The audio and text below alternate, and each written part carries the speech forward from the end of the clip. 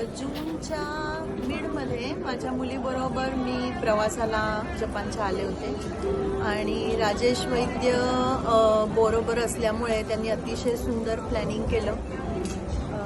अतिशय चांगलं जपानी बोलतात, जपानी लोक माहिती आहेत, जपानी लोक त्यापेक्षा भारतीय लोक माहिती आहेत, त्यांना काय आवडतं ते माहिती आहे. त्याच्यामुळे दोन्ही देशांचा अतिशय चांगला दुवा आहे.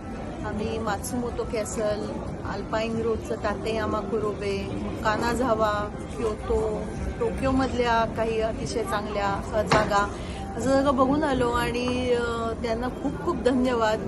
त्यांच्यामुळे आमचा प्रवास अतिशय सोयीस्कर, सुखकर, निरामय झाला. धन्यवाद राजेश.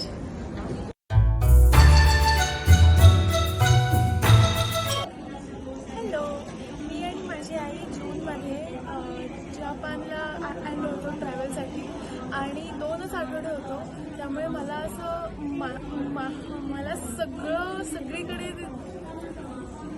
जायची इच्छा होती आणि सगळं खायची इच्छा होती, सगळ्या प्रकारचं फूड खायची इच्छा होती. तर आणि मी व्हेजिटेरियन असल्यामुळे मला असा थोडा प्रश्न होता की मिळेल की नाही. पण राजेश काका असल्यामुळे सगळं नीट पार पाडलं आणि तो आम्हाला सगळीकडे जे हवं ते खायला घेऊन गेला आणि त्यांनी आम्हाला खूप वेगवेगळ्या छान छान जागासुद्धा